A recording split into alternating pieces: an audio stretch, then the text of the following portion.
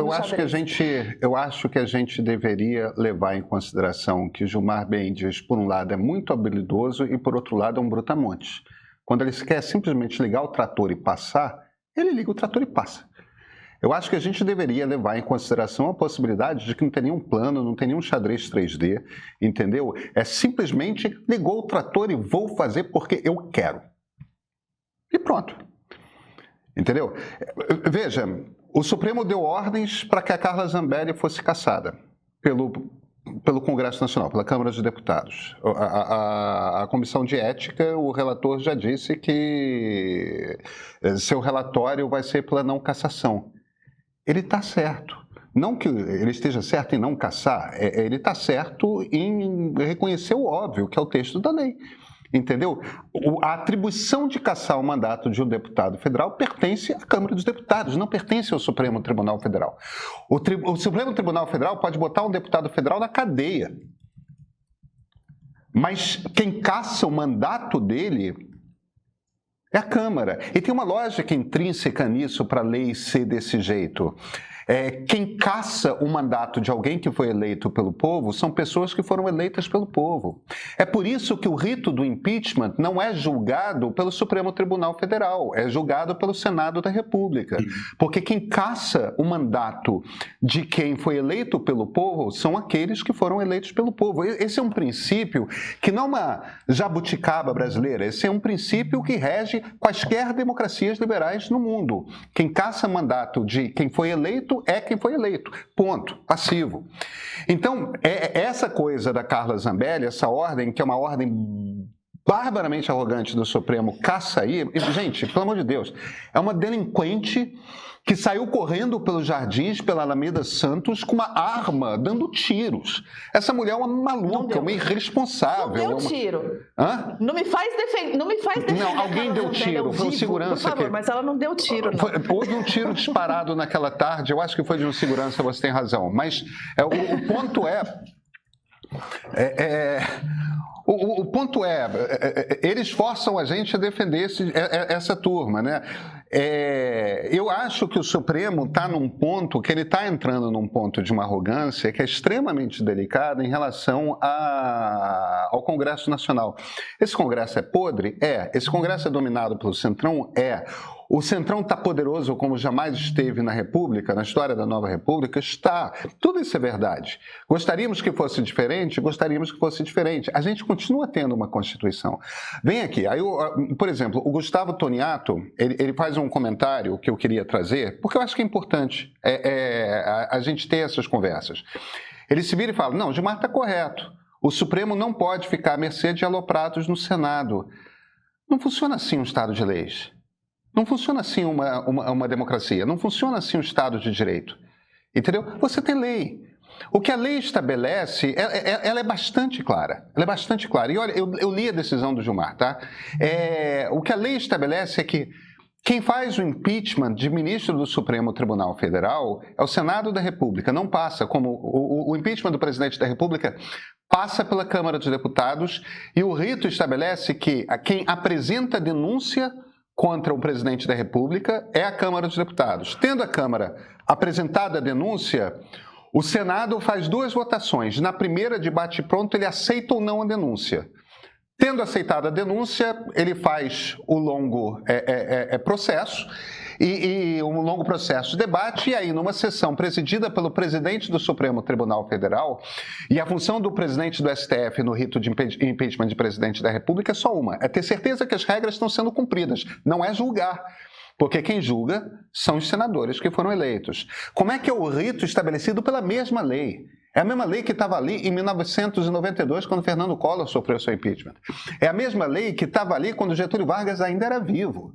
Tá certo? Essa lei é antiga pra cacete. Ela é super consolidada. Ela só foi emendada uma vez. Ela foi emendada uma vez no início desse século para entrar como crime de responsabilidade as questões ligadas à responsabilidade fiscal. E o que a lei estabelece para rito de impeachment de presidente do Supremo, de ministro do Supremo, é muito simples. Qualquer cidadão brasileiro pode pedir o impeachment de um ministro do Supremo. Qualquer um. Você que está nos assistindo, qualquer um pode fazer essa apresentação. E aí, como é que o rito segue? É apresentado ao Senado da República. O presidente do Senado toma a decisão de se vai apresentar a plenário ou não. A partir do momento que ele apresenta ao Senado, aí, com o mesmo tipo de maioria que é necessário para o impeachment de presidente da República, há um julgamento e esse ministro do Supremo sofre impeachment ou não. Eu gostaria que algum ministro do Supremo sofresse um impeachment por conta de bolsonarista maluco? Claro que não. Entendeu? É claro que eles estão tentando ameaçar o Supremo. Tudo isso é verdade. A lei continua ali. Não é assim, um juiz pode se virar e falar, não gostei dessa lei porque as circunstâncias políticas são essas. Então, Gustavo, eu entendo a sua emoção quando você atrás e diz, o Gilmar está correto, porque o Supremo não pode ficar à mercê de aloprados no cenário. Ele pode. Se nós brasileiros elegermos aloprados para o cenário, ele pode, porque é o que a lei diz. A gente não... O Supremo interpreta a lei, mas o Supremo não pode inventar uma lei nova porque não gosta. E o que o Gilmar faz logo no segundo parágrafo do texto dele é um troço bem inacreditável. Não, a lei é de 1950, então por isso foi criada em função da Constituição de 1946, então a gente tem que reinterpretá-la à luz da Constituição de 1988. Não tem. A lei não muda, o texto da lei não muda, entendeu? Porque a Constituição mudou. A não ser que a gente considere toda a lei inconstitucional. Agora, você não decide quem pode fazer essa apresentação, entende? Ainda mais se a sua decisão de quem que pode pedir o impeachment de um ministro do Supremo é de restringir direitos de toda a sociedade brasileira. Porque é isso que o Gilmar está fazendo. Ele, numa decisão monocrática, que pode ou não ser referendada pelo plenário, ele está querendo retirar um direito estabelecido para toda a sociedade brasileira, que é o de pedir o impeachment de um ministro do Supremo. Entende? O que a gente precisa é eleger um bom Senado. Isso aí é com a gente. E se não elegermos um bom Senado, bem... É o jogo, gente. Tem uma hora que a gente tem que começar a entender que os poderes precisam ter, em outros poderes, os seus limites. O Supremo não decide qual é o limite do Supremo. E o que o Gilmar está fazendo é romper com os princípios de Montesquieu. Em essência, dizendo que ele, Supremo Tribunal Federal, decide quem julga o Supremo Tribunal Federal. Não é assim que se joga. Não é assim que funciona uma democracia. Tem uma coisa interessante nisso também, né, Pedro, Flávia e Bombig? Ontem a gente estava falando sobre isso aqui no Central Meio também com o Rubens Gleiser. Eu perguntei para ele se ele acredita em algum tipo de autocontenção, né? Que muito se fala em autocontenção do Supremo.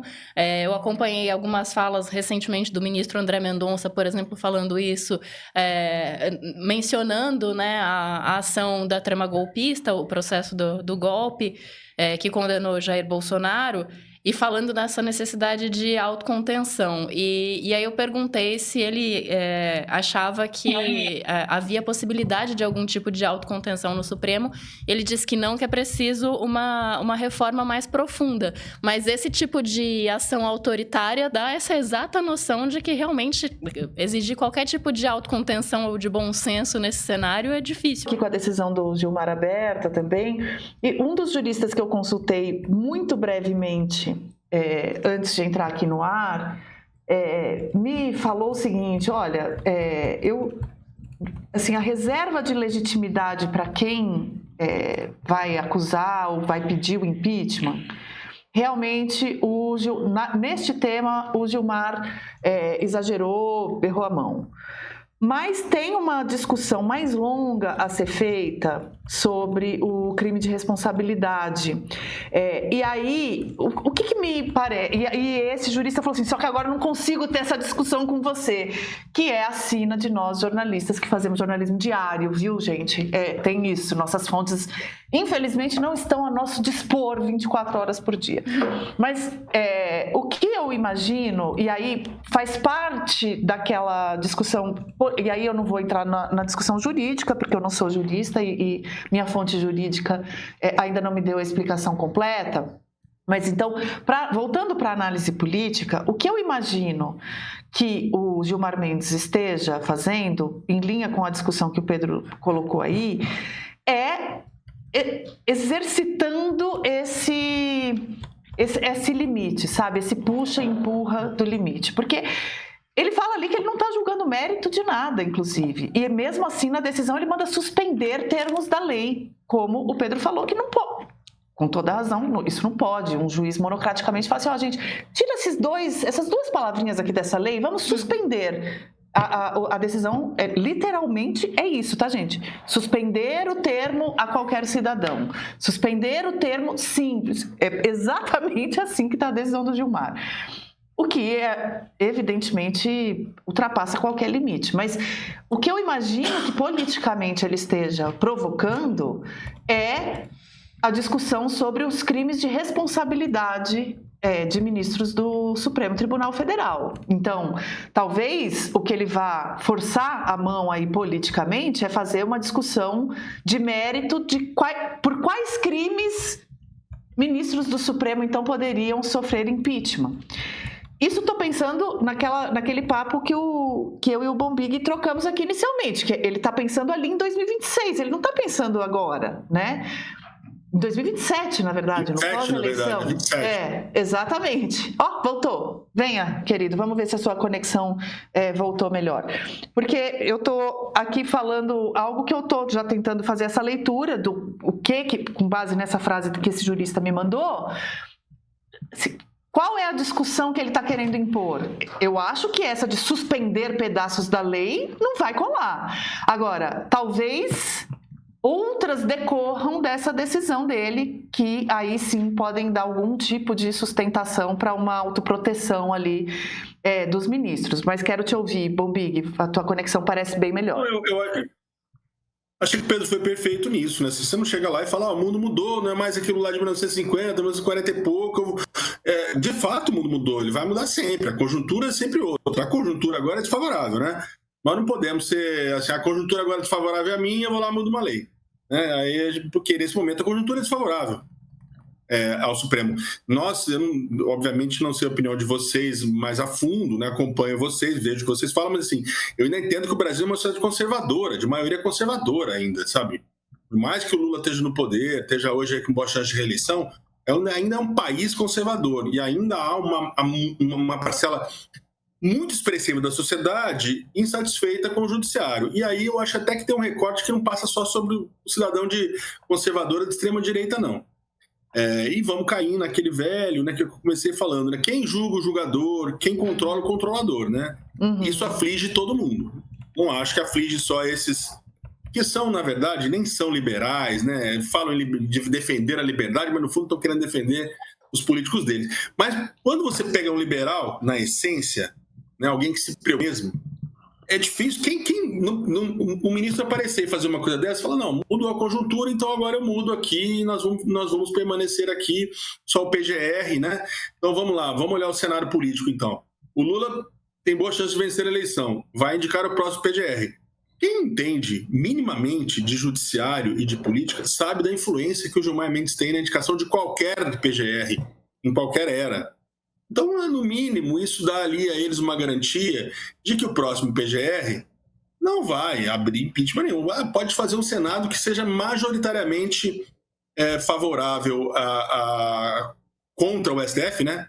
Favorável à punição de ministros, que vai depender de alguém de ofício, né? Um PGR abrir. Então, isso blinda. E aí é muito ruim, né? E aí eu acho assim, quando a gente já está falando que a Câmara muito, que o STF também está se blindando, né? E ele não poderia dar esse exemplo. Ele tem que ser alguém, na verdade, romper essas blindagens, né? E aí eu acho que o cidadão se sente num jogo muito... A Câmara, a gente não consegue... Não vou nem entrar agora, nós vamos falar mais adiante, né, do caso da Zambelli, mas a Câmara tem lá as atribuições dela, às vezes ela acerta, às vezes ela erra mais do que acerta também, e agora o que nós estamos vendo é um movimento de corrupção do STF, vamos ver como isso vai ser quando chegar a plenário, e essa mudança, para mim, a mudança do quórum, aí Pedro, que entende aí bem do assunto, deu uma aula aqui agora, como é que um juiz pode mudar o quórum de um legislativo? Não pode.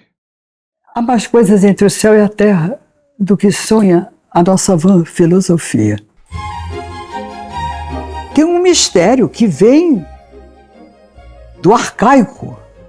O cara sai de casa, toma uma condução, ou vem a pé, se trabalha, senta num buraco ou fica em pé, espera começar.